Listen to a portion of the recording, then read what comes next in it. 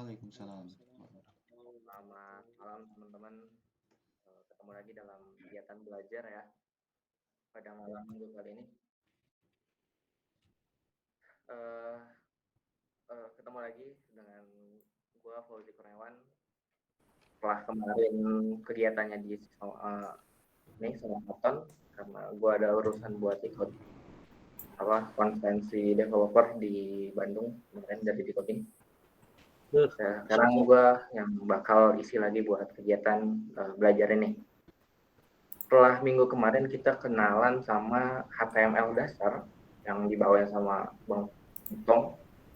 Buat minggu ini kita akan lanjut pembahasannya ya. Jadi HTML lanjutan sama CSS dasar.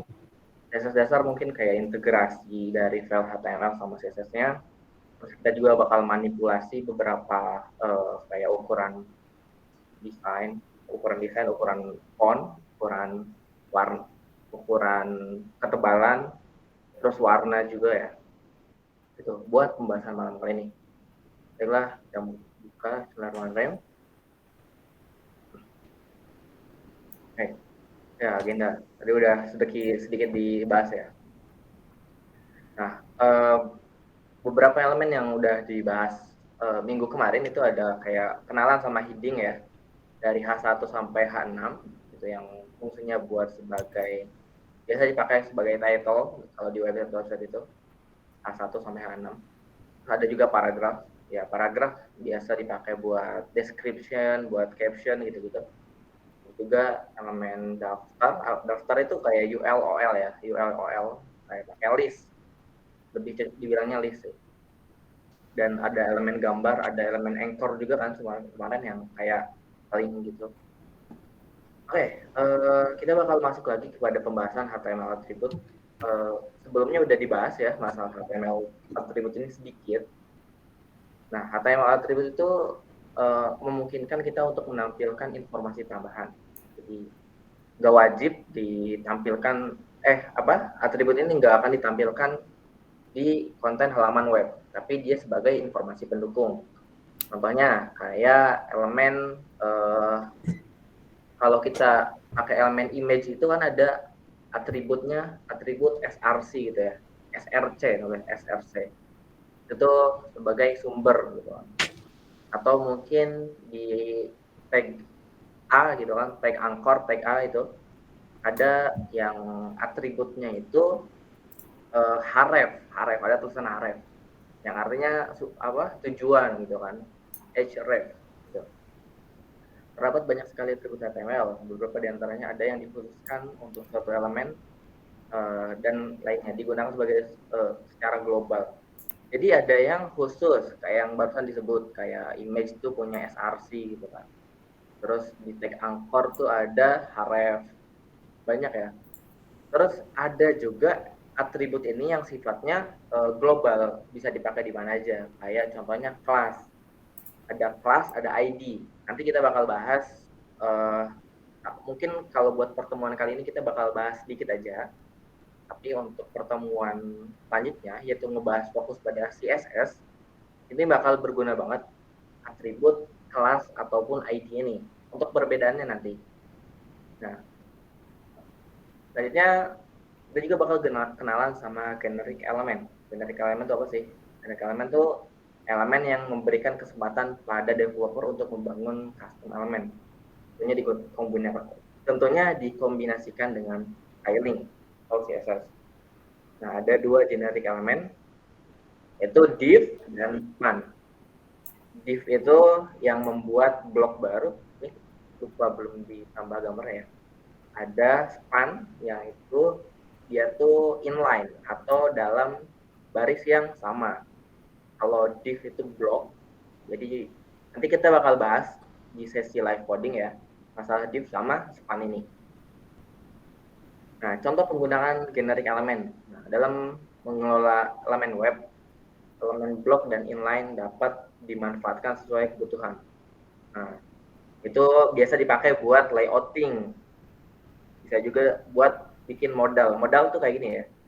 Ini modal nih yang kalau kita tuh buka website terus ada kayak ya konten yang muncul gitu, apakah kamu mau menghapus file ini, itu namanya modal. Itu namanya modal. Kalau di bahasa anak UI UX atau bahasa front end itu disebutnya modal.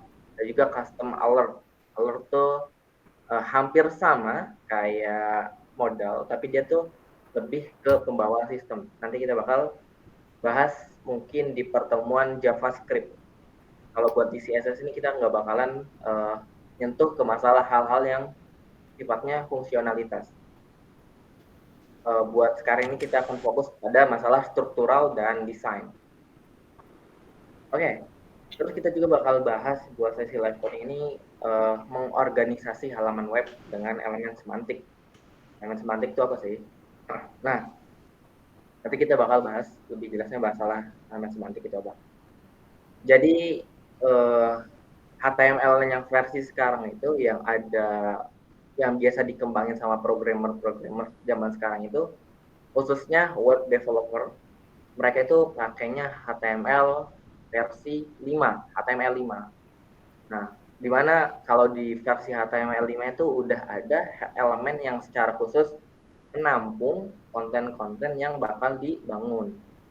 Ada header, ada main, ada artikel, ada nav, ada footer gitu kan. Sedangkan kalau di HTML versi 4 itu lebih biasa pakai div.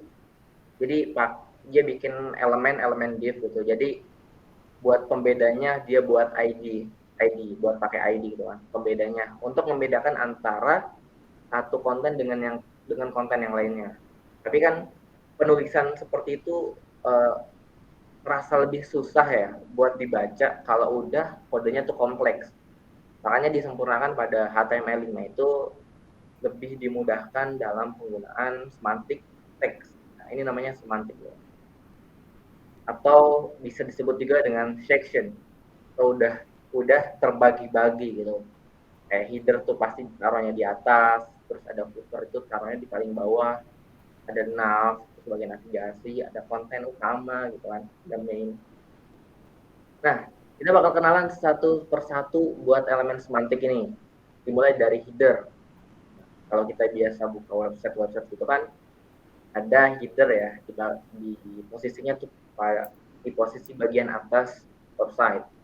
Itu biasanya ada navigasinya, ada juga logo dari halamannya, ada juga informasi tambahan kayak informasi ini tuh di halaman apa sih, gitu kan. Terus biasa juga di atas tuh ada bagian-bagian login, ada sign in gitu kan. Kalau kita pernah pakai Facebook gitu, ya Facebook kan ada tuh di bagian atasnya itu kan ada tombol buat login atau sign in. Nah itu biasa itu ditaruh di bagian header. Nah di sini ada pengertiannya sedikit ya. Biasanya berupa tautan, logo, kemudian login atau sign in gitu. Nah ini contoh dari website The New York Times. Jadi ini sumbernya gue dapat dari halaman website The New York Times. Oke, kemudian ada semantik HTML selanjutnya tuh ada main, ada elemen main, itu konten main itu dari namanya aja kita udah tahu ya, main itu kan utama. Jadi yang menampung konten utama dari website yang sedang kita buat gitu kan. Dan misalkan website kita berisikan informasi mengenai berita gitu kan. Jadi informasi berita utama itu ditaruhnya di elemen main gitu kan. Ada artikel, ada layanan iklan gitu kan. Yang pokoknya hal-hal yang ditawarkan dari website kita. Kan kita jasa website kita tuh jasa buat joki tugas. Berarti di elemen mainnya itu informasinya yang khusus membahas mengenai joki tugas kayak gitu kan. Itu untuk konten main. Ada juga konten aside. Konten aside itu dari bahasanya aja kan kita udah tahu ya. Artinya samping atau sisi gitu kan. Ya, kalau di konten aside itu biasanya ditaruh buat elemen-elemen yang isinya layanan-layanan yang relevan gitu kan, atau informasi-informasi yang relevan dari konten main yang sedang ditampilkan, gitu kan. Itu pengertian sedikit informasi mengenai konten aside. Dan juga konten artikel gitu kan. Konten artikel itu merepresentasikan suatu bagian sebagai kontainer. Kontainer itu sebagai apa ya? Kontainer itu bahasanya sebagai wrap atau wrap apa ya? Sebagai pembeda lah antara satu konten dengan konten yang lainnya gitu. Itu biasa ditaruh di konten artikel. Nah, biasanya berupa postingan blog, majalah, artikel, kartu produk, identitas, komentar gitu. Biasa ditaruh di semantik HTML yang artikel. Buat sekarang mungkin penjelasan kayak gini tuh bakal sedikit membingungkan ya. Soalnya kita nggak langsung terjun ke pembuatan websitenya. Tapi ntar mungkin buat pertemuan sekarang mungkin sedikit pengenalan aja. Jadi buat minggu depan itu udah masuk kepada layouting. Mungkin buat layouting kita bakal nerapin semantik HTML ini. Jadi buat pengorganisasian tampilan website yang lebih menarik gitu. Soalnya kita buat pertemuan ini nggak langsung ketemu sama layouting. Jadi tampilan HTML-nya tuh bakal sedikit berantakan, namun udah sedikit berwarna atau berstyle. Nah, bahasanya gitu deh. Itu buat pertemuan minggu ini. Nah, ada juga akhir dari semantik HTML ini ada footer.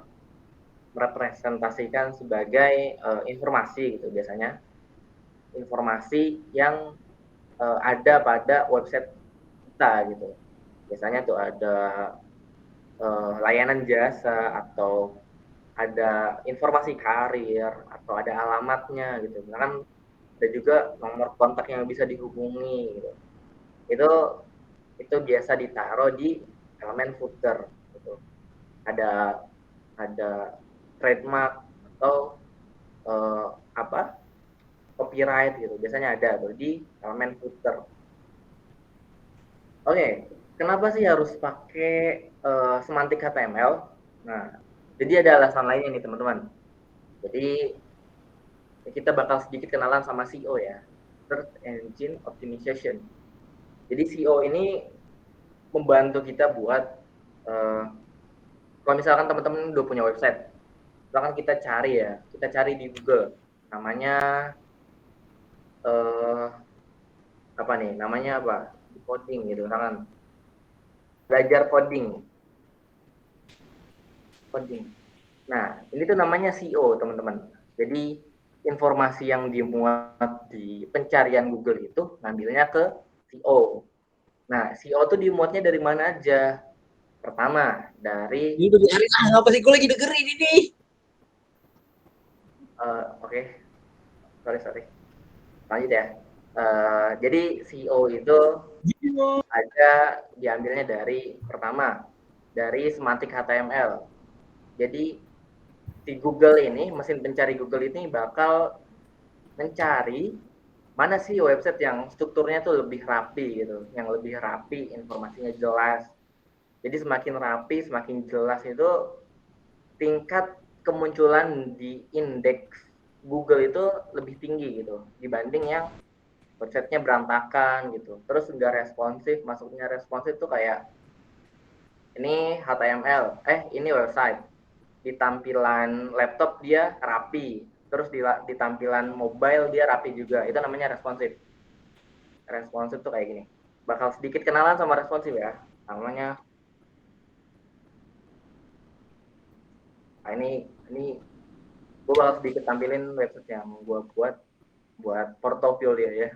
Ini udah mendukung dari penggunaan responsif. Jadi kalau ini kan tampilan desktop ya.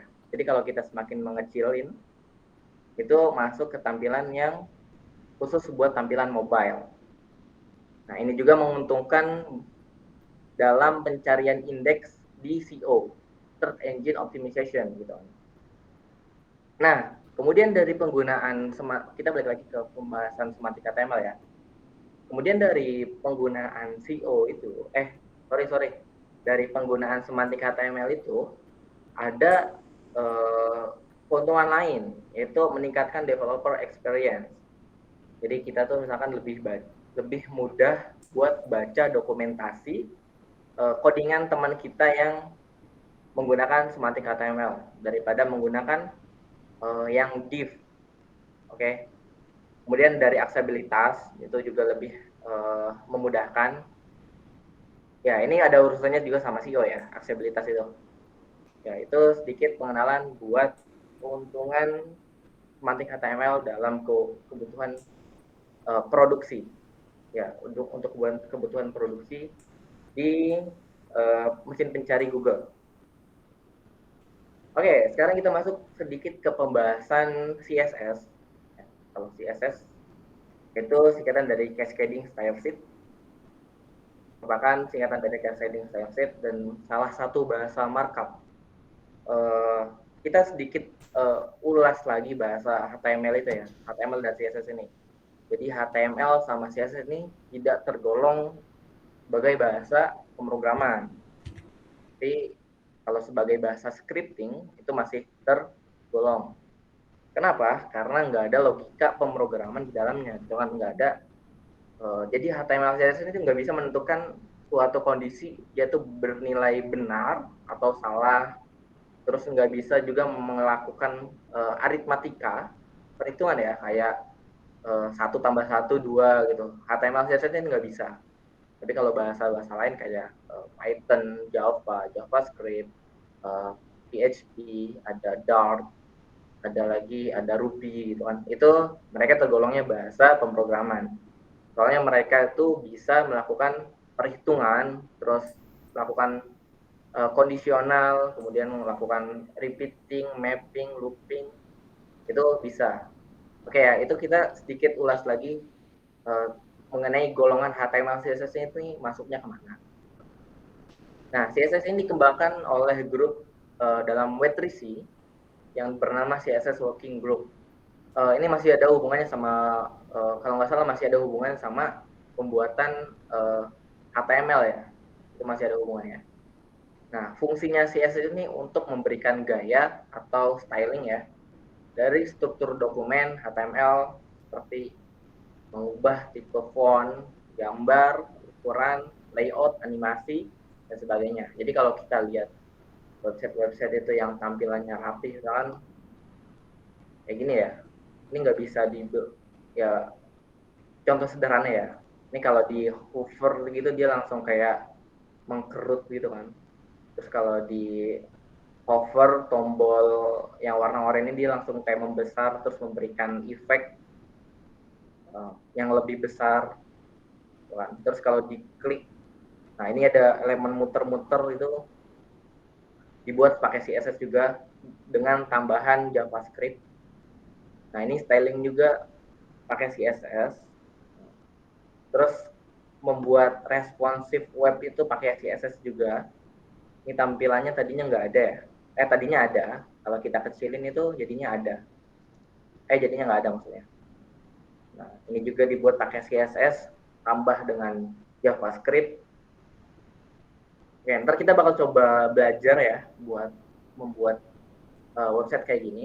Nggak harus bagus mungkin, tapi secara fungsionalitas bisa digunakan buat portfolio teman-teman. Jadi buat belajar juga bisa gitu kan. Jadi ada pengalaman lah buat melakukan coding ini yang langsung membuat project. Ini juga menggunakan CSS tambahan dengan JavaScript gitu. Itu sih buat CSS ya, fungsionalitas dari CSS. Nah, ini kembali ke analogi ya. Jadi peranan CSS dalam dunia website itu ibaratkan kalau HTML kemarin itu ibaratkan sebagai struktur tubuh dari manusia. Kayak kerangka gitu kan, kayak tengkoraknya aja lah ya HTML tuh. Tapi kalau tengkoraknya aja nggak ada kulitnya gitu kan kayak ya serem juga kan, kayak ini kosong banget nih. Ya gimana sih teman-teman kalau ngeliat tengkorak nggak ada, ya namanya tengkorak kan, nggak ada lapisan kulitnya, nggak ada rambutnya gitu, itu kelihatan seram gitu ya.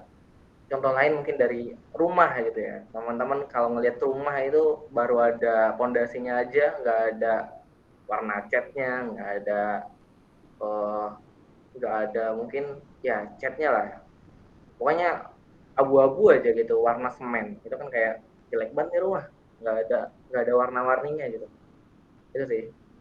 Nah, CSS hadir buat melakukan menambah kecantikan gitu ya. Kayak rumahnya dikasih cat, rumahnya dikasih ukuran pintunya tuh yang sesuai gitu, kasih ukuran jendelanya yang sesuai. Dan juga kalau di struktur tubuh manusia itu dikasih warna rambutnya warna hitam gitu, ada juga yang warnanya coklat gitu kan, ada juga yang rambutnya pirang. Ya itu peranan CSS, analogi peranan CSS dalam kehidupan sehari-hari, dalam kehidupan nyata. Nah, ini ada anatomi dari deklarasi CSS. Jadi untuk penggunaan CSS ini nggak bisa sembarang. Nah ini kan ada rule-nya, ada aturannya, di mana kita harus pakai sebuah selektor. Selektor ini diambil dari struktur HTML-nya. Jadi HTML-nya misalkan tag P, ya itu maksudnya tag P ya. Nah, kemudian diberikan sebuah kurung kurawal dengan nilai pertamanya itu sebagai properti dan nilai keduanya sebagai uh, properti dari nilainya, nilai propertinya. Ntar kita bakal praktekin ya. Nah, teknik penerapan CSS itu pada HTML kurang lebih ada 3, yaitu ada inline atau berada di satu baris yang sama, ada juga internal dalam file HTML, beda ya inline sama internal. Ntar kita bakal lihat perbedaannya gimana. Kemudian ada eksternal. Eksternal itu terpisah. Jadi dia enggak dalam satu file yang sama dengan HTML. Nah, ini ya. Nah, ini mendefinisikan deklarasi CSS pada elemen yang dituju secara langsung. Dan dengan mendapatkan atribut. Nah, ini pakainya atribut style pada elemen yang dituju serta menambahkan deklarasi CSS sebagai value-nya. Ada internal, melampirkan deklarasi CSS dalam berkas HTML secara langsung. Nah, diletakkan pada tag style di bagian head. Oke, ada eksternal juga melampirkan deklarasi CSS dalam berkas CSS sendiri. Nah, kemudian dihubungkan. Ntar kita bakal coba menghubungkannya tuh pakai tag link. Jadi ada namanya tag link. Oke, untuk teorinya mungkin akan sedikit bingung kalau cuman sekedar teori aja ya. Makanya kita butuh sebuah praktek biar lebih dapat apa sih maksud yang dibahas pada sesi teori kali ini. Bingung. Oh iya, pasti bakal bingung banget. Kita bakal silakan teman-teman kalau mau buka VS Code-nya langsung, kita ngoding bareng-bareng.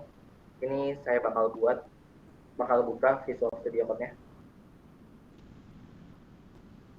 Oke, bakal tunggu sedikit ya.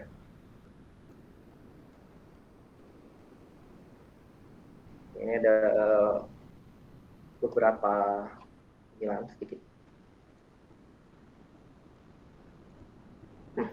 Oh ya, di sini ada perkenalan dikit ya. Kayak sini gue lagi ngerjain sebuah project buat website tour gitu. Ini ada HTML-nya, walaupun belum jadi. Ya, HTML-nya baru gini aja. Terus ada CSS-nya. Nah, di sini ada CSS-nya. Nah, ini kalau kita nggak bahas, kita bakal susah buat memahaminya. Kita bakal buat project baru. Boleh kalau teman-teman mau melanjutkan project yang minggu sebelumnya ya.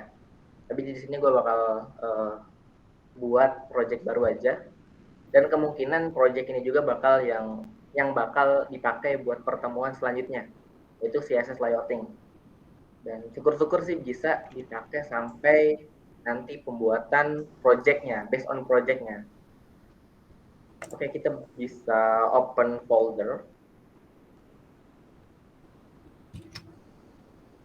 Oke, di sini boleh teman-teman buat folder baru. Materinya bebas ya teman-teman, ngasih namanya apa aja. Di sini gue bakal ngasih namanya HTML, CSS, advanced gitu, intermediate. Gue bakal buat folder namanya HTML CSS intermediate. Kita langsung select folder aja. Ya otomatis buat project baru ya. Mungkin boleh pakai cara yang kemarin dikasih tahu, jadi pakai cara manual ya. Kita buka direktorinya, terus kita klik kanan, terus create new folder, atau mungkin pakai ini juga bisa ya, tapi ya sebebas teman-teman aja ya. Ada juga kalau yang caranya keren tuh kayak ininya dibuka pakai CMD ya, pakai CMD gitu kan, CMD langsung buka aja kode titik gitu kan. Ya biar sama aja sih sebenarnya, tapi mungkin teman-teman suka cara yang ribet ya, suka cara yang ribet dan tidak membosankan ya. Boleh pakai yang ya bebas lah, ini bakal buat saja. Oke, kita balik ke project utama ya. Kita balik ke project utama. Ini gue bakal buat sebuah folder HTML. Buat folder ya seperti biasa, kalau HTML tuh dibuat pakai konten utamanya tuh namanya index.html. Oke, kita bakal ngulas juga beberapa materi minggu lalu ya, kayak cara memudahkan kita buat generate struktur HTML biar nggak susah kayak tulis kayak gini gitu kan. Terus head, terus ada juga body. Ya itu merepotkan ya, teman-teman bisa langsung pakai generate, pakai tanda seru yang dia langsung menggenerate sebuah struktur HTML. Nah di sini nih ada namanya tag doc type. Nah tag doc type ini fungsinya apa dia? Fungsinya sebagai informasinya sebagai menyatakan kalau dia itu HTML5. Jadi untuk versi-versi HTML5 itu tulisan di atasnya itu pakai tag doc type ini. Nah, di sini juga ada meta ya. Ini untuk menyatakan informasi dari website. Kayak misalkan ini berguna juga ya sama SEO tadi yang sempat kita bahas, tag meta ini bisa juga ditambah meta, ada description, ada area apa, itu sesuai kebutuhan. Ada bagiannya sendiri untuk yang meta ini. Itu kalau di perusahaan itu namanya CO apa ya? CO apa gitu. Untuk tag meta ini. Pokoknya hubungannya sama bagian periklanan. Gitu. Ya ada hubungannya sama copywriting. Ya mereka yang lebih mahir di bidangnya. Oke, kita masuk ke pembuatan konten. Boleh teman-teman kalau belum install namanya live server ya, ada live server. Ini memudahkan kita buat nge-launching atau menjalankan dengan fast reload. Fast reload tuh kalau kita ngelakuin save, dia tuh langsung nunjukin perubahan, langsung ngeliatin perubahan apa sih yang kita buat gitu. Jadi nggak harus refresh lagi. Oke, kita mulai dengan menuliskan tag, misalkan di sini tag H1 ya, kembali lagi ke tag H1 atau tag image. Kita bahas struktur atribut. Nah, atribut itu ini teman-teman ya. Nah, ini namanya atribut. Tadi seperti yang kita bahas, gue bakal gedein lagi tulisannya biar sedikit kelihatan. Nah, ini tagnya tag atribut seperti yang kita bahas di sini. Oke, di sini Nah, di sini ada atribut ya. Ada atribut. Oke, terus ada juga atribut itu biasanya di developer itu biasanya pakai kelas. Kelas, ada juga ID. Nah, kalau udah pakai kelas, nggak usah pakai ID ya. Jadi bedanya kelas sama ID itu, kalau kelas itu bisa untuk jamak, untuk nggak spesifik dalam satu elemen itu menerapkan informasi yang sama. Itu bisa jamak. Bisa diterapkan pada banyak elemen. Sedangkan kalau ID itu secara spesifik, ID itu hanya bisa digunakan secara spesifik pada satu komponen. Itu yang belah ID kirinya itu di ini aja. nah ini dihilangin aja. Iya, gitu maksudnya. Ya, ulang ya. Jadi kelas itu bisa digunakan untuk jamak, sedangkan kalau ID itu hanya digunakan secara spesifik pada satu komponen. Jadi dia nggak bisa tuh elemen lain punya ID yang sama, itu nggak bisa. Jadi harus bersifat unik. Ya. Oke, kita masuk lagi ke pembahasan semantik HTML. Oke, lanjut ya ke pembahasan semantik HTML. Ini ada head. Ya, untuk menyatakan kalau dia itu header, gitu kan. Nah, dalam head itu biasanya orang-orang atau khususnya developer itu naruh lagi namanya tag nav. Ada yang taruh tag navigasi itu di halaman di bagian head-nya. Ada juga terpisah. Dia punya bagian nav tersendiri. Misalkan nav-nya itu nggak taruh di heading, di header ya, sorry, di header. Tapi taruhnya di bagian sisi kiri gitu kan. Kayak teman-teman kalau akses halaman sekolah, kalau teman-teman akses halaman sekolah itu bisa sebelah kirinya tuh ada navigasi-navigasinya. Nah, kalau teman-teman akses halaman apa ya namanya? Sistem informasi sekolah biasanya. Ya, walaupun nggak semua Facebook sekolah kalau nggak juga salah ya. gitu. Ya, beda-beda soalnya sih. Tergantung desain ya, tergantung preferensi. Ya, pokoknya ada yang naruhnya di dalam tag head, ada yang taruh di luar tag head. Nah, ada juga tadi kan ada namanya main. Nah, main ini biasanya sebagai konten utama dari website kita. Dan juga tag footer ya, sebagai informasi gitu kan. Dan tulis di sini copyright Fauzi 2023. Terus pakai entity-nya gitu. Oke, kita bakal langsung lihat aja ya gimana sih yang ini nggak bakalan nampilin konten macam-macam. Soalnya ini hubungannya nggak langsung ditampilin, tapi hubungannya sama SEO, sama kenyamanan pengguna aja, sama kenyamanan developer aja. Tapi kalau teman-teman lebih suka penggunaan pakai div kayak ini, ya nggak apa-apa, nggak masalah. Langsung mainnya di sini gitu. Dan mainnya di sini, ini footer. Nah, atau mungkin bisa pakainya ID gitu kan, biar lebih spesifik, nggak susah gitu. Nah, pakainya ID. Ya ini bebas, tergantung teman-teman nyamannya bagaimana. Kalau yang pakai semantik HTML itu HTML5 itu pada generasi HTML5. Tapi kalau kayak gini penulisannya penulisan HTML4. Oke? Itu ya. Oke, kita bakal masuk ke itu ada perbedaan antara div dan span ya. Kita bakal lihat perbedaan antara div dan span ini.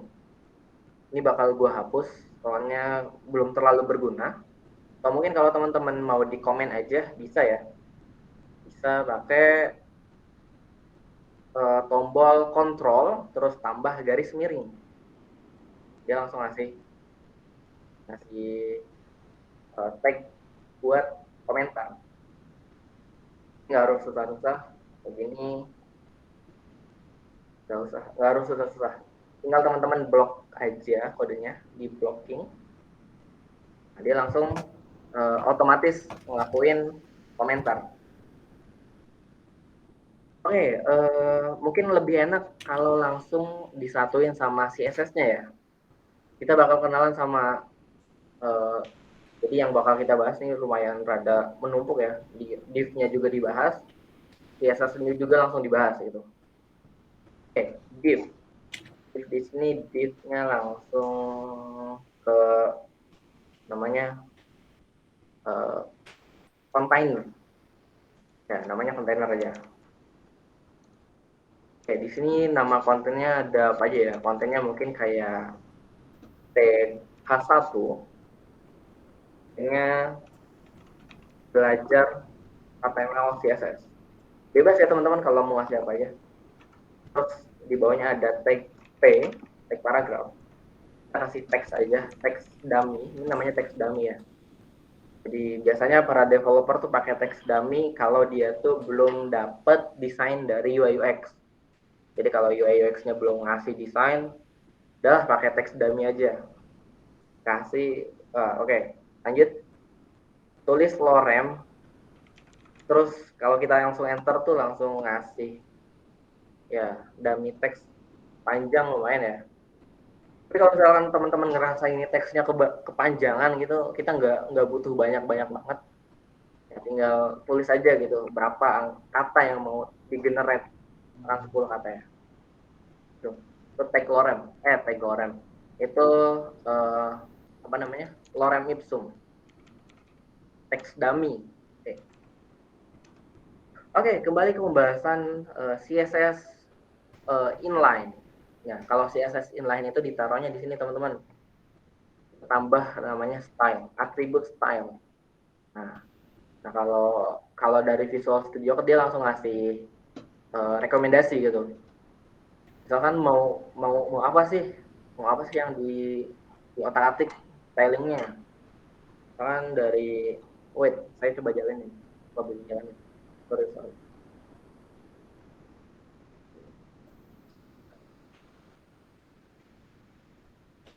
Oke, sini bakal buka secara kiri kanan ya.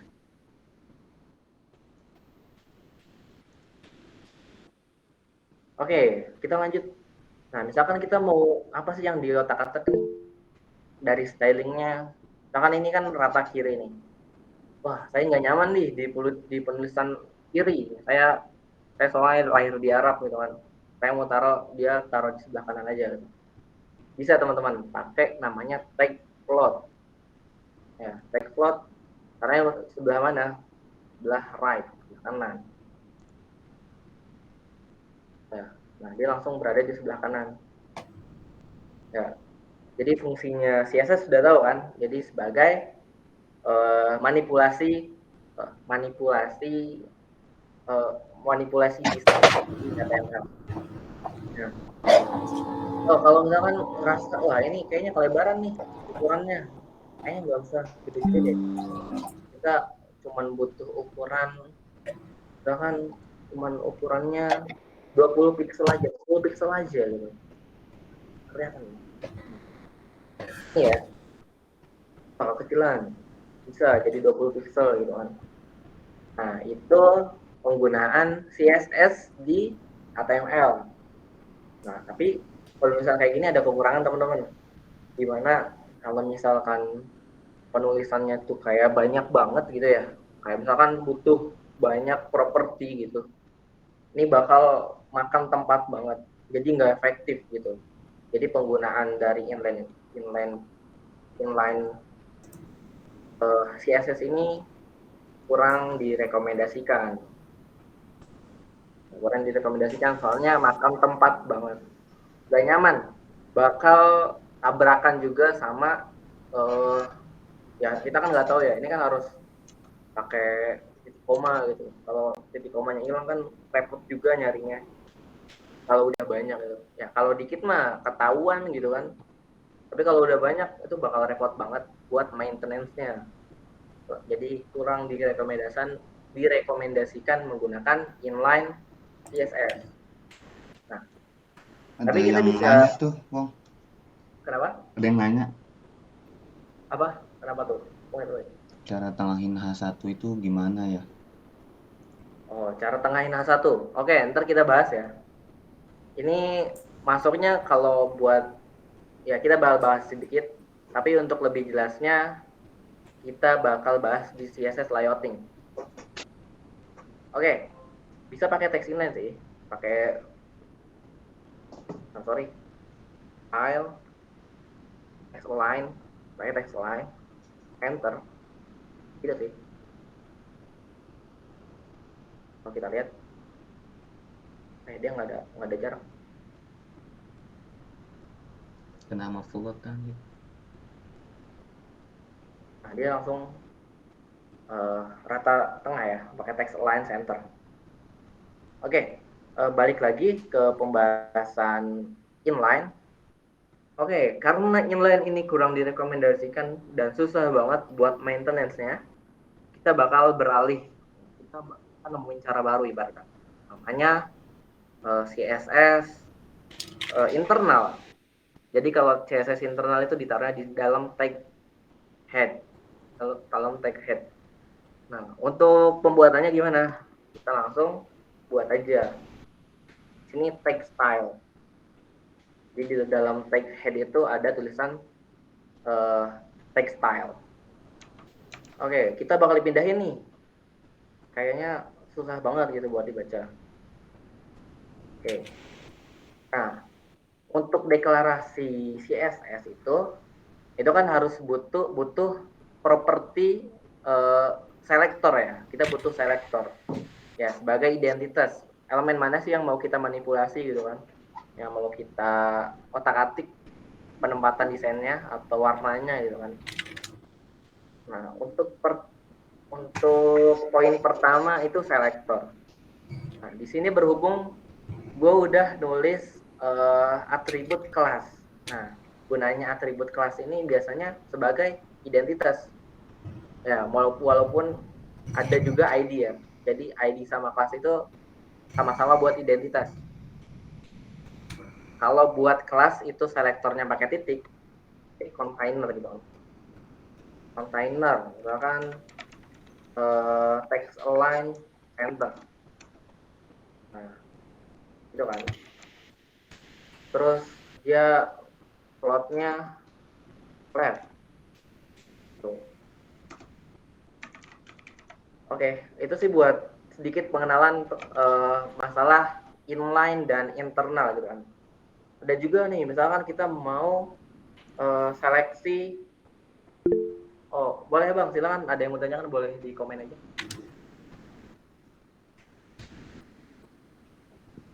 Mana Bang Haji? Gak ngerti. Nggak ngerti. Waduh. Gak ngerti semuanya.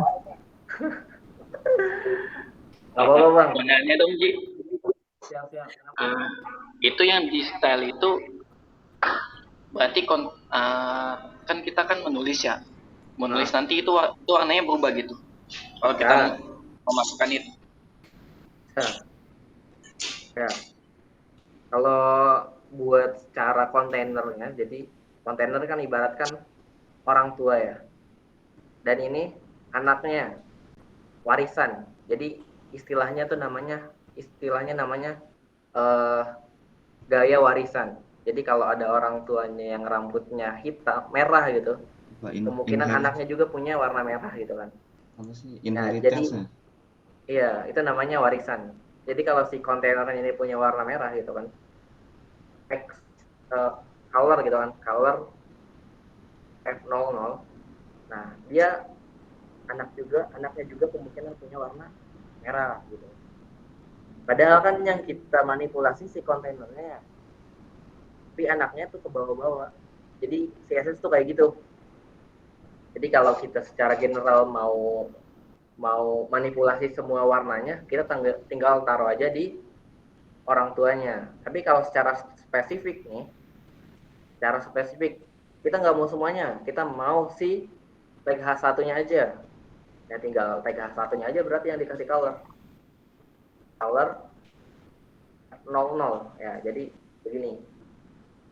Nah, selektornya ngambil dari entity, dari elemennya. Oke, bisa juga pakai ID, misalkan. Wah, kita ID padding 1. Ya, kalau ID itu bukan pakai titik lagi dia, tapi pakainya hashtag padding.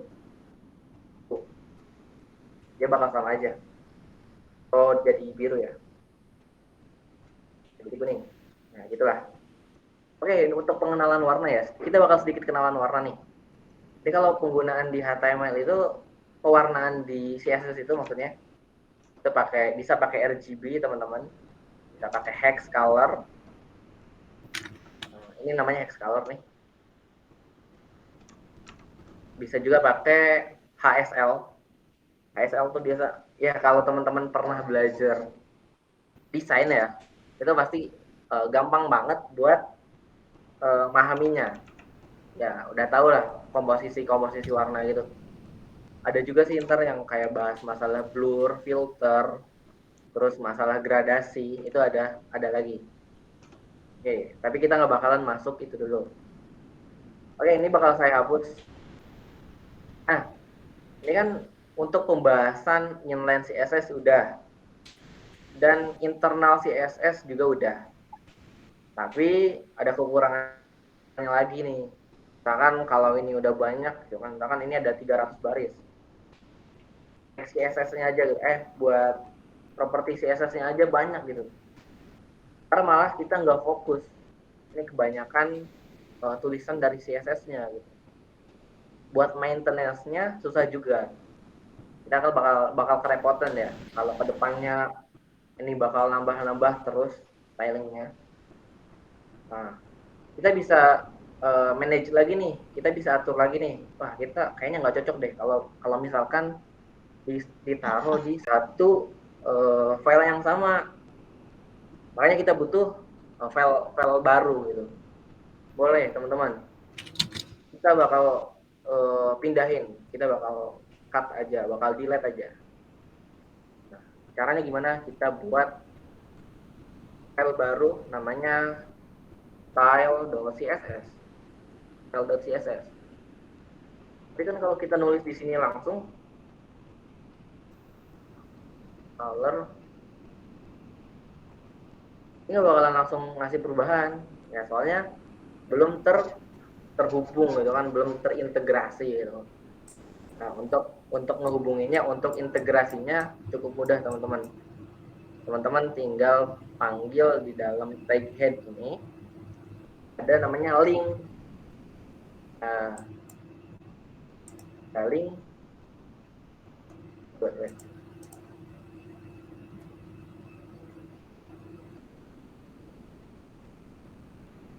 ayo, saya lupa.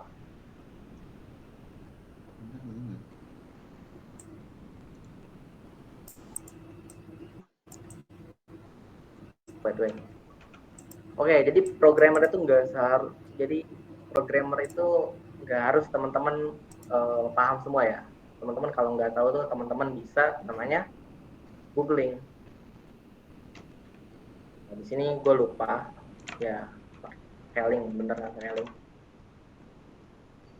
Jadi ada yang bilang kalau programmer tuh sebenarnya bukan orang-orang yang jago modding gitu, tapi orang-orang yang jago googling.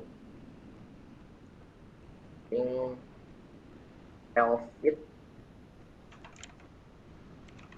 terus kita tulis stylist ya. Di sini ada namanya href, hrefnya masuk ke style.css. Oke, saya tutup. Sorry. Oke, di sini paling ya. Ini satu atau dua ya. Oke, begini. Jadi ini untuk menghubungkan antara si HTML dengan CSS-nya. kita kan udah nulis nih. Kita mau kontainernya tuh berwarna merah kayak sebelumnya. Kita bakal lihat apakah dia sudah terhubung. Ya, dia sudah terhubung teman-teman. Dia sudah terhubung antara file HTML dengan CSS-nya. Jadi dia kita nggak perlu lagi buat nulis style di sini mungkin ya. Kita nggak perlu lagi secara inline, kita nggak perlu lagi secara internal, tapi semuanya penulisan HTML sudah di backup di file style.css gitu. Oke, kita hari ini mau buat apa ya? Ini kita sebelumnya tuh baru perkenalan doang ya, belum ke buat produk. Tapi mungkin kayaknya enak nih kalau sambil nyicil produk ya. Pelan-pelan. Oh, Coba tanya dulu yang lainnya itu udah belum ngikutinnya. gimana teman-teman? Ada yang mau ditanyakan? Apakah cukup pusing atau penjelasannya yang emang kecepatan? Sorry banget kalau kecepatan. Ya, saya ulang lagi ya. Nih, untuk integrasi CSS itu ada 3. Pertama dengan cara inline, kita diterapkan langsung pada elemennya. Di sini bisa style, di sini bisa, ya di semua tempat dia bisa di sini. Tapi kekurangannya akan sulit untuk di maintenance. Makanya kita nggak cocok buat penulisan seperti itu. Oke, di dalam tag head juga bisa teman-teman tulis aja tagnya style gitu, tulis selektornya sama propertinya. Nah, ini selektor, ini propertinya, ini propertinya ya, ini nilainya. Oke, kalau nilai hex ini hitungannya dari A, B, C, D, E, F gitu. Jadi kalau semakin F itu bakal jadi putih gitu. Kalau 000 dia jadi hitam. Jadi AA jadi abu-abu. Oh, ada juga pakai RGB A atau RGB gitu kan. Hitungannya pakai sampai 255.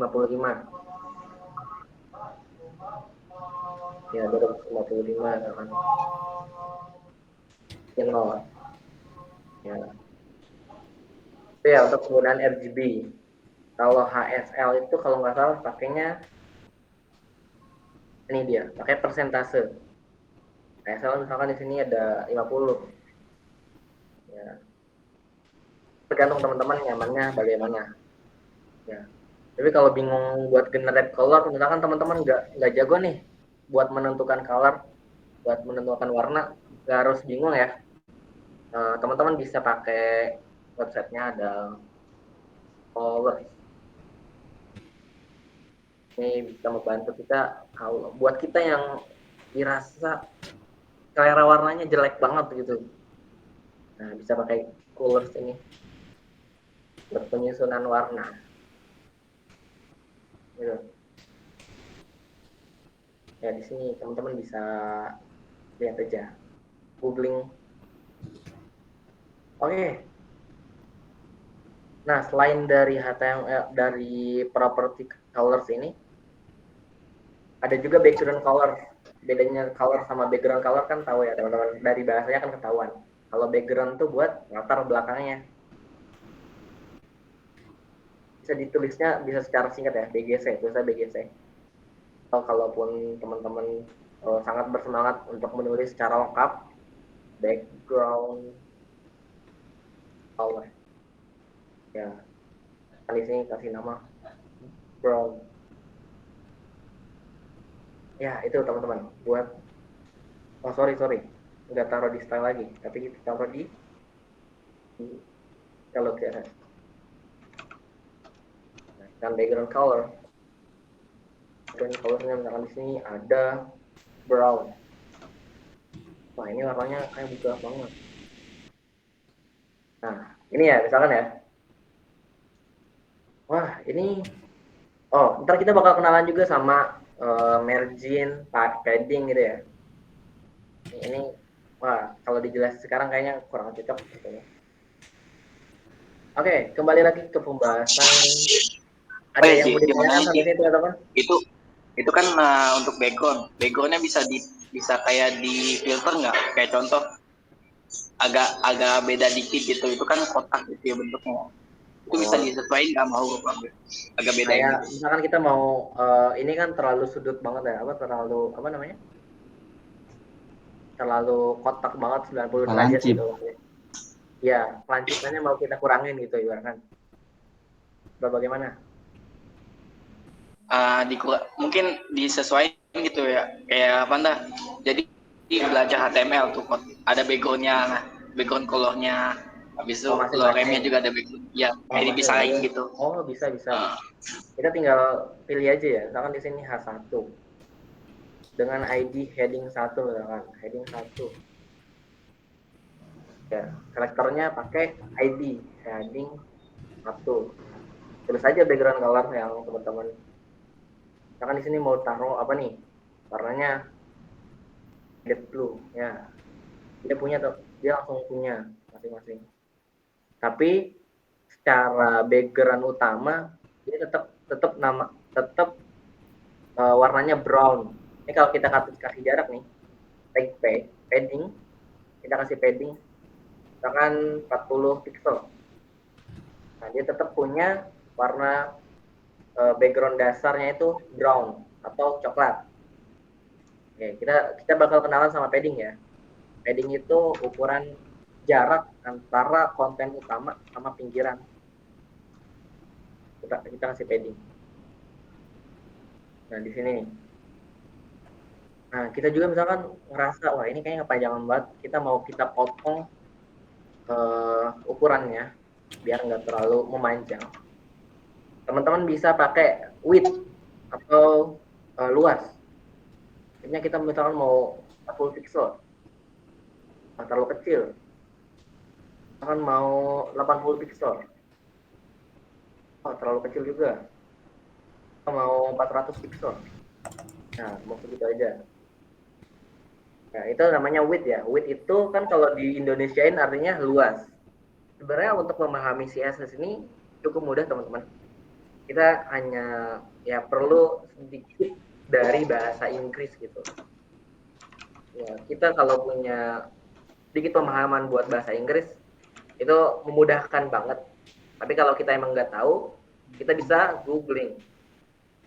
Banyak kok sekarang tutorial yang bertuliskan pakai bahasa Indonesia, misalkan bagaimana cara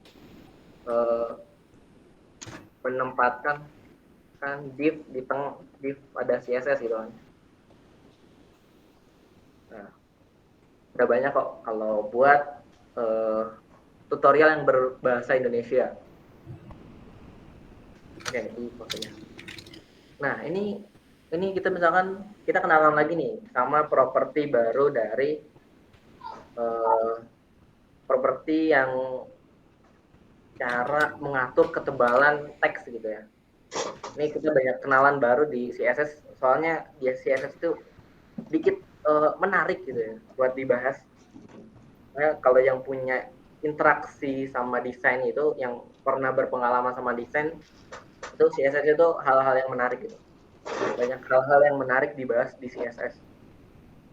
Jadi sense of desainnya itu bakal ke bawah gitu.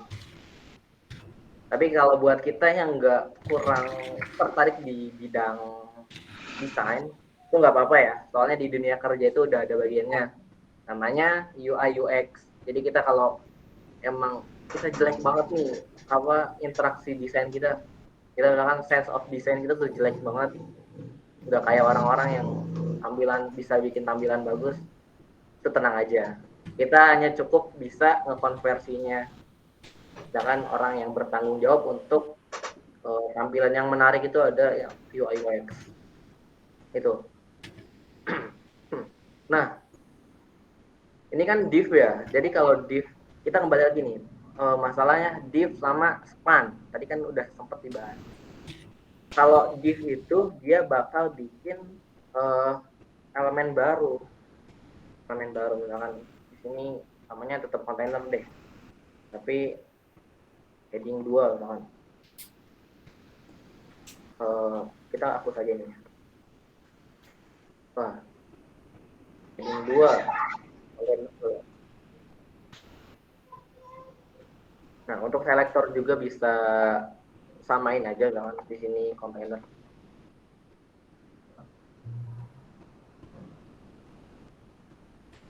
Nah, sama dia. Ini untuk masalah selektor, sorry kejauhan pembahasannya, ntar aja buat pembahasannya. Nah, div sama span itu bedanya di lokasinya aja.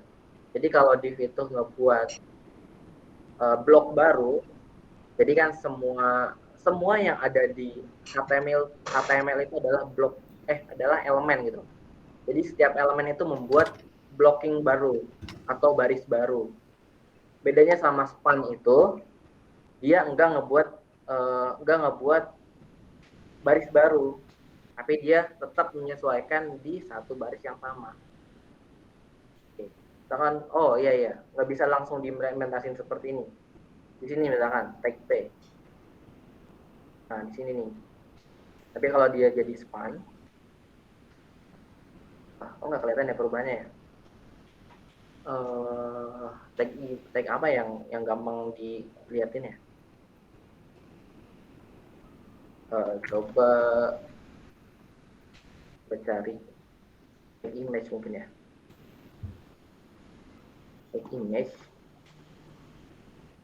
SRC-nya ini kalau SRC dari image ini bisa langsung ambil dari Unsplash ya. Teman-teman bisa langsung taruh di Unsplash. Kalau nggak salah ini pertemuan sebelumnya udah dibahas ya sama Bang Futon ya, yang SRC ini. Udah. Udah ya. Ya, kita mau ngeliatin aja bedanya div sama si span ini. Jadi kalau si image ini dia punya arsitektur yang sama kayak span. Dia nggak buat baris baru. Ya, kita ambil gambar random lah. Copy image address.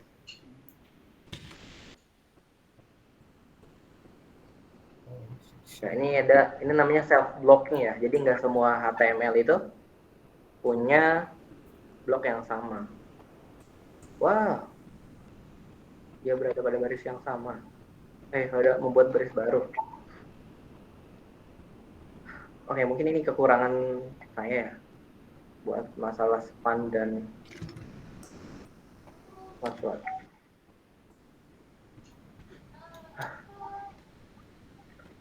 Oke, buat masalah div dan span ini kayaknya kita skip deh. Soalnya kurang persiapan dari guanya. Sorry banget. Untuk sampai saat ini, teman-teman ada yang mau ditanyakan?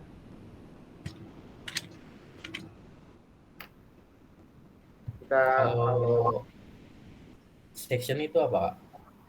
Section itu bagian. Ya, jadi tadi kan masalah HTML apa tadi namanya? Tadi lupa kan? Kita balik lagi. Semantic tag tadi ya. Ini tadi ya section itu bagian sorry susah banget malah muter-muter. Ini ada sectionnya di section header. Ada sectionnya. Oh iya. Ini bisa dipakai juga sebagai kontainer sebagai penampung konten gitu kan. Jadi setiap konten tuh disatuin, misalkan di sini ada tagnya image, ada tag A. Nah, section itu bisa diibaratkan sebagai kontainer. Apa sih di Indonesia itu bahasanya kontainer loh? Teman-teman tapi tahu kontainer kan? Kalau kontainer tuh kayak yang ada di pelabuhan gitu, yang ya setiap benda tuh punya di gimana ya jelasinnya kontainer itu? Apa truk kontainer gitu? Bukan kontainer yang tahu nggak sih di kontainer di pelabuhan? Iya, yang belakangnya kotak gitu. Iya, yang kotak-kotak kayak gini nih. Iya, tahu. Susah banget buat ngejelasin. Ya, ini kontainer. Jadi setiap elemen itu dibungkus gitu kan. Ya dibungkus dalam kontainer ini. Ini bisa juga dipakai sebagai kontainer, sebagai pembungkus untuk memisahkan satu uh, satu modular dengan modular lainnya. Bahasanya udah berapa kali? Jadi gimana ya jelas? Gitu Kir, gimana ya? Tapi dapat Pembungkus. nggak yang gue jelasin? Apa Dapat sih, pembungkus bisa nggak tuh? Soalnya ada Maksudnya? pernah nyoba kan bikin kayak gini. Mana? Wah, keren juga Kir, udah pernah ngoding Kir. Aneh kebanyakan Kopas sih. Cuman Di mana? ngikutin YouTube waktu itu. Dari mana? YouTube ngikutin YouTube Oh, aneh. iya, Bang. Ya ikutin YouTube. Nah, tapi kalau kalian udah pernah ngoding mah kayaknya pembahasan kayak gini ini asik. Ini. Bang Haji keluar ya? Dia nguap, palanya nguap berasap. Lu ngejelasinnya kecepatan, harusnya kayak sebagian dulu terus tanya udah belum, biar ngikutin dulu gitu maksudnya. Wah, iya, sorry. Harus banyak evaluasi ya. Kalau section itu berarti bisa di sebelum div gitu ya berarti. Bisa enggak, penggunanya kalau gue biasanya ya, kalau section itu bisa sebagai pengganti div. Kadang kalau lagi nggak mau pakai section, nggak mau pakai div, bisa langsung pakai section gitu kan. Jadi ya tergantung selera penggunaan sih. Tapi secara fungsionalitas dia sama aja kok. Oke. Itu kan bedanya emang ini, section itu tergolongnya ke Ini KTL 5. Ada yang nanya bedanya div sama section apa? Yang Sama kontainer. Sama kontainer kontainer. Kontainer itu buat pemudahan aja sih, untuk pemudahan aja. Jadi biasanya kalau front end developer tuh nggak langsung menggunakan div sebagai selektor di CSS-nya.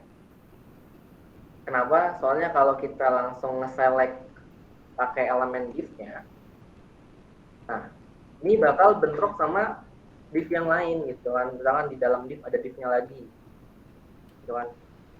Ini ada div lagi, terus dalamnya ada div lagi. Nah, untuk mempermudah kita tuh nggak langsung div yang di select. Jadi perbedaannya jadi penjelasannya untuk lebih mempermudah aja sih. Nggak ada perbedaan khusus. Jadi kalau ditanya perbedaannya apa? Namanya nggak harus kontainer kan berarti ya? Nggak harus. Bisa kita misalkan namain tombol atau home gitu. Pakai bahasa Indonesia ya, juga bisa gitu. Boleh. Ini lebih ke preferensi masing-masing aja. Jadi ya masa kita di antara beribu banyak langsung div yang dipilih gitu kan. Ini bisa konflik antara penggunaan CSS-nya. Jadi biasanya buat mempermudah kita langsung tulis jadi kontainer aja. Nggak ada kebutuhan khusus. Nah, boleh teman-teman mau ngasih namanya langsung kayak home. Ya. Mungkin kayak langsung nama sectionnya boleh langsung section 1 gitu. Section 2, section 3. Ya, gitu sih.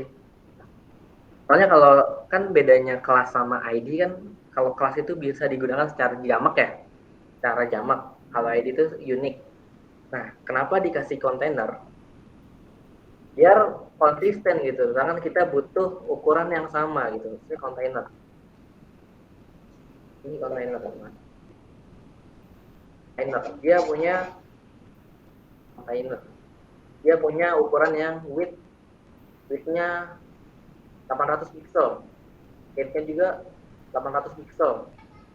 Nah, daripada kita susah-susah gitu kan di section 1.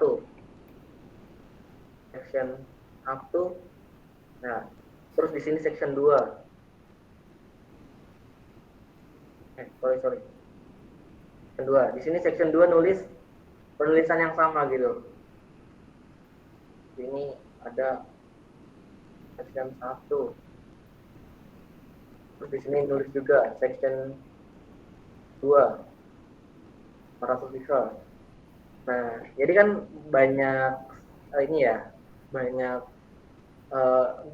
duplikasi gitu antara propertinya. Jadi kalau ada elemen yang sama, jadi kita bisa langsung reusable aja. Jadi penggunanya jadi reusable atau bisa digunakan secara berulang. Ya, kita nggak harus buat atribut kelas yang baru gitu. Kita tinggal pakai aja yang udah ada gitu. Yang penerapan CSS-nya sama. Di sini container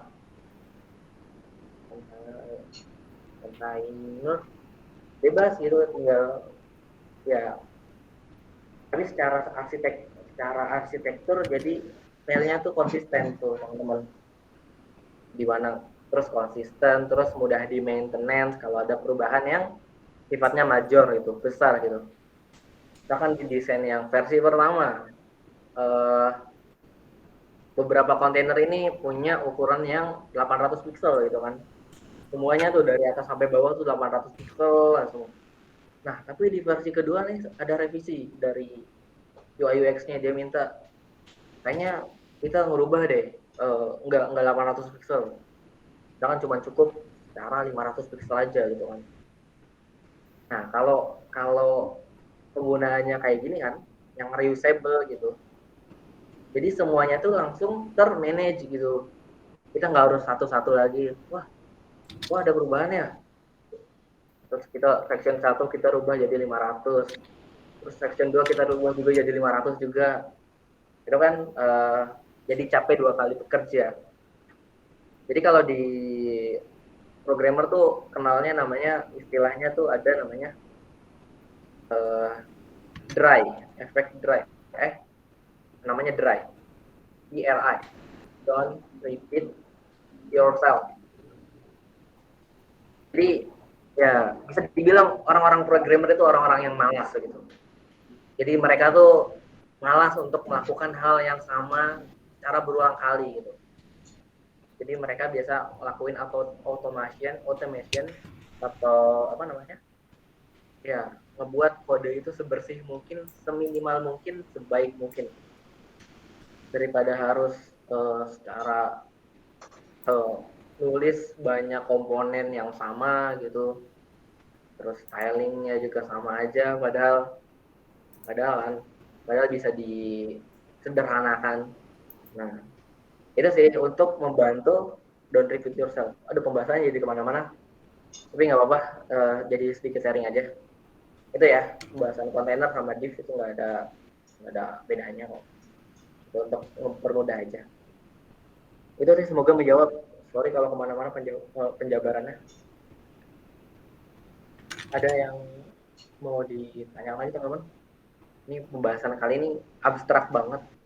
Kita belum bisa ke real project. Tapi kalau teman-teman mau sedikit belajar ya, ini di GitHub gua tuh ada beberapa project kan. Boleh dibuka GitHub-nya. Ini ada namanya Kurniawan 26. Ya, coba kan ya, apa namanya? Sangat. Nah, di sini ada beberapa kayak ada yang nggak di private tuh, tapi ada juga yang ini ada nih React Native ya public buat teman-teman yang suka di bidang Android. Ada juga BWA Merm, tapi ini udah kelasnya pakai framework. Ada juga apa lagi ya? Ada juga katalog movie, ini udah HTML, CSS, JavaScript udah terimplementasi di sini. Tinggal teman-teman lihat aja. Ada juga project book self. Ini bukan punya gue nih. Ini gue nge-forking punya orang. Ada juga yang kalau teman-teman sukanya di bidang back-end, ketemunya sama API gitu, sama database, bisa juga. Ada juga movie.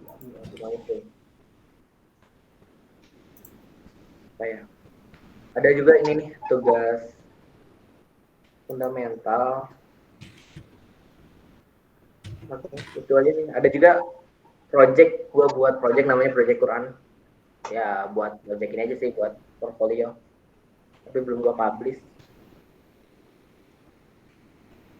boleh berkunjung ke GitHub gua Kurniawan26. Ada beberapa project yang open source, mungkin teman-teman pengen lihat struktur kodenya gimana, stylingnya gimana gitu kan. Boleh aja, silakan. Atau mungkin kalau dari melihat struktur portfolionya, di sini ada yang udah publish beberapa. Tapi banyak yang gue publish di sini. Nah, kita juga bakal coba belajar ini ya, deploy website yang kita kembangin biar go public, biar online gitu.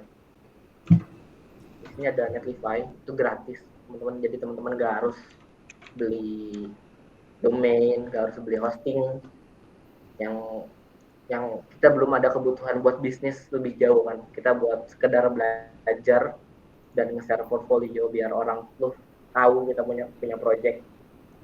Ya teman-teman siapa tahu dapat tawaran magang gitu kan.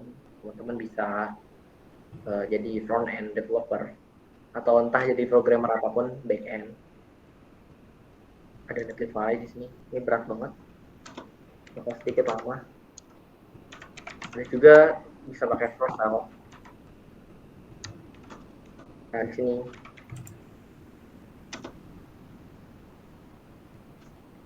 sini ada beberapa project yang pernah gue buat, kayak dari Tanemin, ada restoran, ada yang fokus ke movie, ada yang landing page website, ada yang di bidang apa namanya tour. Ini enggak semata, ini project pembuatannya enggak semata-mata gue buat ini ya, enggak googling gitu ya. Googling pasti ada itu sebagai referensi, sebagai algoritma yang bisa diambil dari Stack Overflow gitu. Kayak bikin kayak gini kan banyak kalau di internet. Tinggal teman-teman bagaimana bisa implementasinya aja. Kayak gini. Untuk resource belajar, gue bakal ngasih sedikit ya. Mungkin teman-teman di luar kegiatan ini teman-teman mau explore sendiri. Gue dulu belajar dari YouTube, ada nih YouTube. Kalau mau lihat YouTube-nya sambil tampilin aja. Ada namanya The Net Ninja. Kalau sukanya literasinya bahasa Inggris, ada The Net Ninja, teman-teman bisa lihat. Ini tuh lengkap banget kursnya. Nah, ada juga teman-teman kalau emang ini Indonesia itu ada web programming pas. Ini ada Pak Andika Galih sebagai instrukturnya. Nah, sini jelas banget dari pembahasan HTML dasar, CSS dasar, JavaScript, bahkan sampai yang tingkatnya udah framework, itu udah tingkat mahir yang biasa sekarang dipakai di industri. Itu ada pembahasan beliau. Ada yang kalau misalkan sukanya JavaScript, ada PHP, ada juga ini namanya programmer zaman now. Dia tuh orang Indonesia juga, ya orang Indonesia. Salah satu tech engineer dari blibli.com. Kalau teman-teman suka pakai blibli.com, beliau itu ada instrukturnya. Ini dijelasin banget dari dasar playlistnya tuh ada HTML dasar, ada dari Java, dari JavaScript, ada Dart juga kalau teman-teman mau berkembangnya di dunia mobile-nya yang lebih ke multi-platform, kayak bisa mengembangkan aplikasi di Android ataupun iOS, bisa pelajarin Dart. Ada juga Kotlin.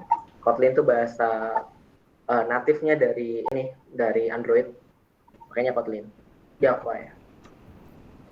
Itulah beberapa sumber belajar yang teman-teman bisa akses secara mudah dan gratis di YouTube. Ataupun kalau teman-teman yang suka yang berbayar gitu, teman-teman anak sultan dan biasa berkecukupan untuk membeli sebuah kursus, teman-teman bisa buka Udemy. Ini ada referensi beberapanya.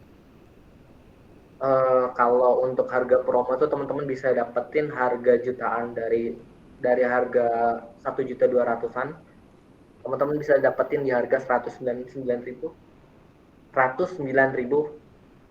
Jadi diskonnya hampir 90%. Dan ini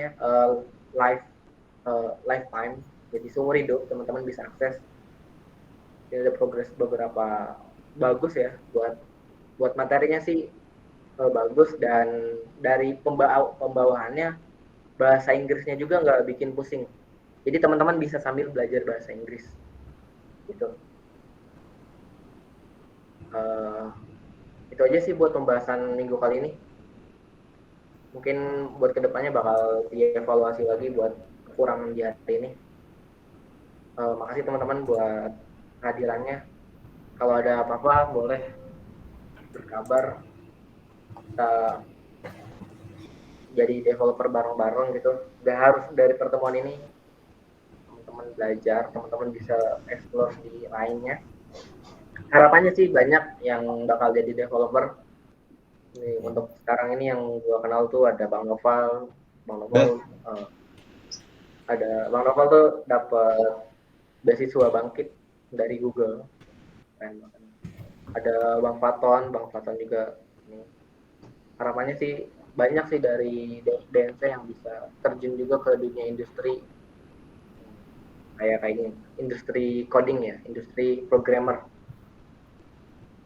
Oke, makasih teman-teman, makasih Jakir, makasih Bang Opal, makasih Kobus.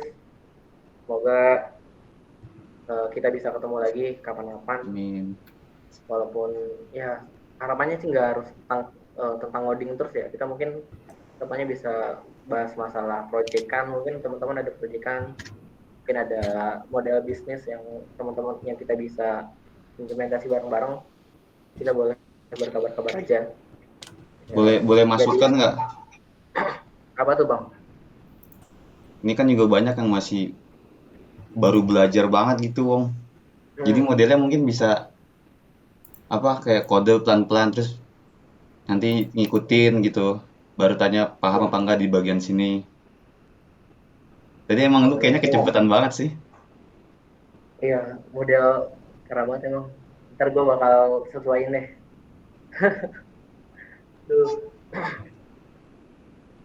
Oke, makasih Bang.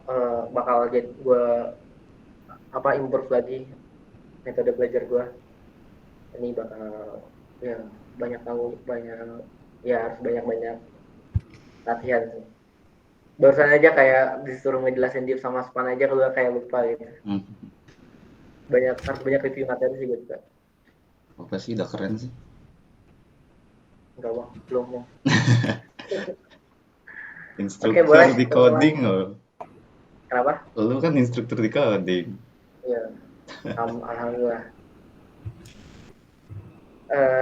Makasih ya kehadirannya teman-teman. Boleh kita akhiri pertemuan pada hari ini dengan baca alhamdulillah. Alhamdulillah. Amin. Terima kasih. Assalamualaikum warahmatullahi wabarakatuh.